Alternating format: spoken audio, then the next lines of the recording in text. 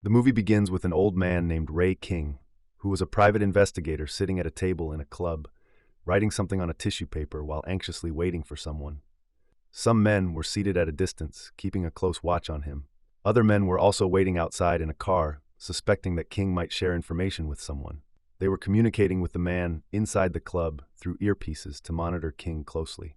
One of the men in the car, accompanied by a sniper named Cobb, called their boss, Burke, who instructed them to kill both King and the person he was meeting.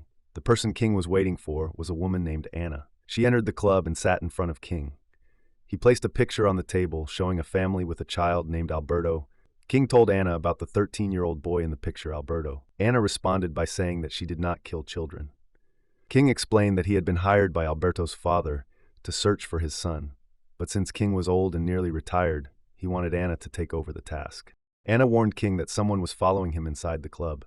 King told Anna to leave and save herself. As he stood up and walked away from the table, he headed into the washroom and locked the door, while the men following him approached the door with guns.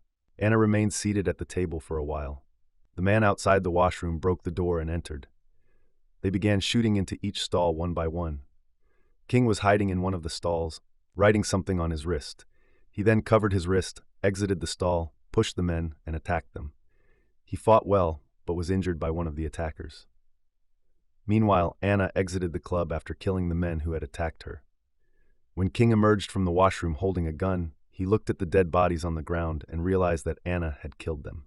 Outside, Cobb, the sniper, was sitting in the car holding his weapon, waiting for King. As soon as King stepped out, Cobb shot him in the head. At the Crimes Enforcement Network in Vienna, Virginia, Director Medina entered her office, where a worker informed her of a phone call. She answered and learned from the hospital that she needed to identify King's body. Medina went to the hospital and confirmed that the deceased was King. Looking at his body, she told the officer that he was her boss, the deputy director of CEN, who had been working as a private investigator. The officer explained that they had found her number listed under King's emergency contacts. Then they uncovered King's wrist, revealing something written on it. Medina saw the words "Find the accountant" written there. Medina went to King's rented house, where she realized that all of his belongings had been removed. The owners, an elderly couple, told her that they were renting the house to someone else now, so they had packed King's belongings into a box. Medina began to examine the items in the box, where she found a card from Harbor Neuroscience Academy. She decided to call the academy and inquire about the different names she had seen written on the pages inside the box. She also found a picture of the accountant, Christian, in the box. She told the person who answered the call that she wanted to speak to Christian and asked if there was a student named Christian Wolf.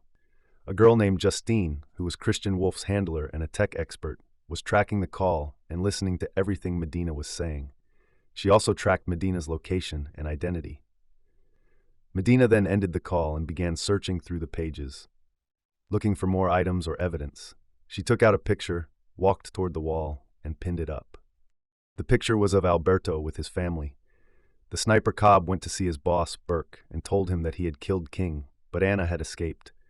Burke said that she could be a threat to him and ordered Cobb to kill her. Burke explained to Cobb that she was dangerous, and for his safety, she needed to be eliminated. He recalled an incident where he was making a deal with 3 men, and Anna had shown up and shot all 3 men in the head, but left him alive. He feared that if she ever remembered him, she would come back to kill him, so he instructed Cobb to kill her and stop any further private investigation. Medina was carrying the pictures she had found in King's belongings and was trying to locate the places where those pictures had been taken. During her search, she met Christian Wolf. Recognizing him, she became nervous and said that he was a criminal who had killed many people. Christian Wolf asked her what she wanted from him and why she was looking for him. She told him that she wanted him to solve a puzzle and took him to King's house, where she had placed all the pictures on the wall. Medina told Christian about the picture of Alberto and his family, which she had found in the seat cushion at the club where King died. Then she began telling him about some of the other names of the murdered individuals on the wall and the methods by which they were killed. Christian looked at the unidentified pictures and started explaining who they were, along with the names and locations where they had been killed. Medina fell asleep on the sofa while Christian spent the entire night studying the pictures and arranging them in a specific pattern. He said the killings appeared to have started in Central America, and the perpetrators used one of 3 routes to reach Mexico. Then he told her that the woman in the picture with Alberto was Edith, whose name appeared in a tax document. The document showed that she had left the factory she was working in without claiming any tax exemptions. So they went to the factory in California, where Edith had worked, and spoke to the owner about her. The owner told them that he did not know anything about Edith and asked them to leave. Christian confronted the owner, saying he knew about his tax files and accused him of showing false reports. The owner became angry and tried to attack Christian, but Christian twisted his arm and began punching him.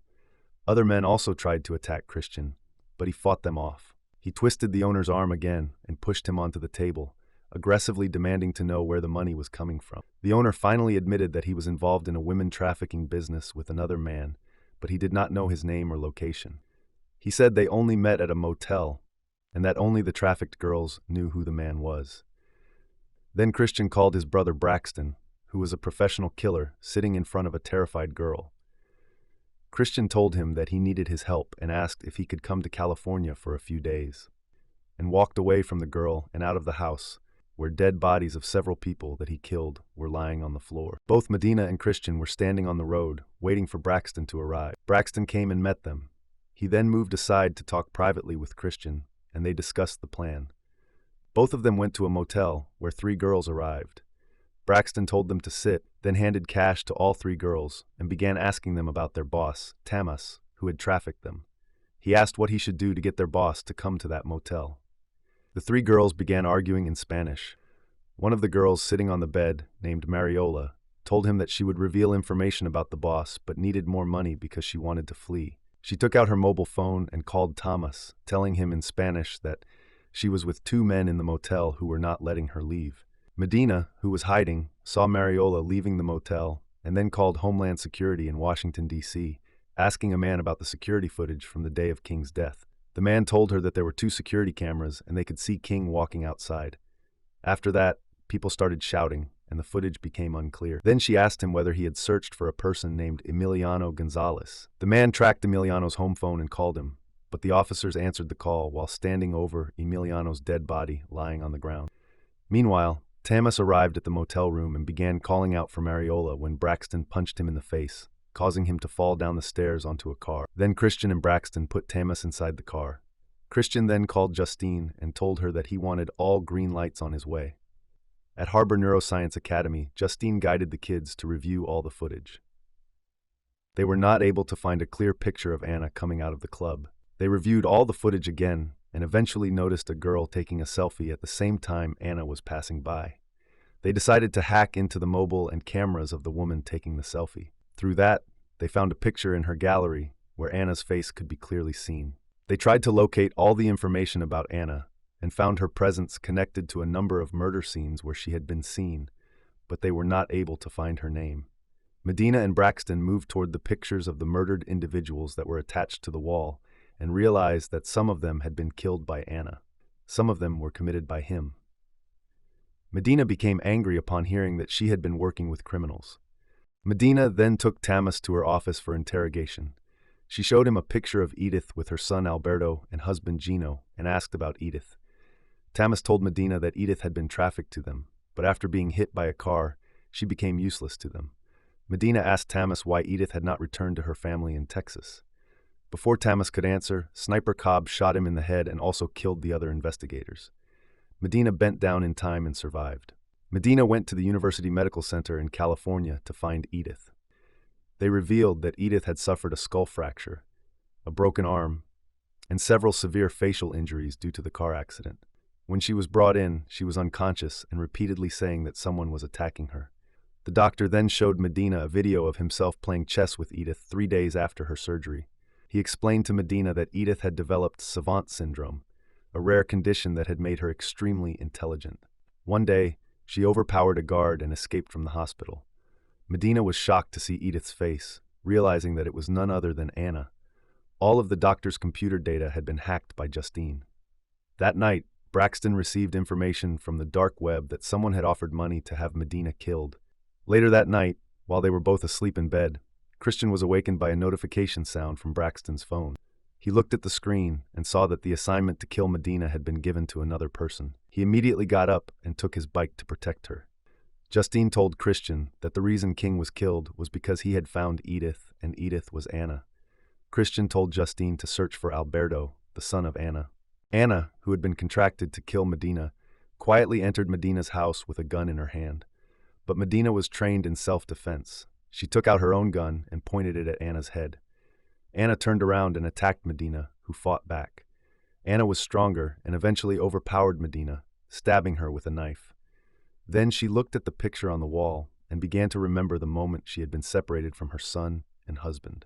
She also remembered seeing her husband being shot in front of her, and she remembered Burke's face. She was still standing there when Christian arrived, holding a gun, and asked her if she was Edith. Christian told her that he believed her son was trapped in a camp run by ORS. Anna remained silent and left. It was Burke who had given the contract to Anna to kill Medina.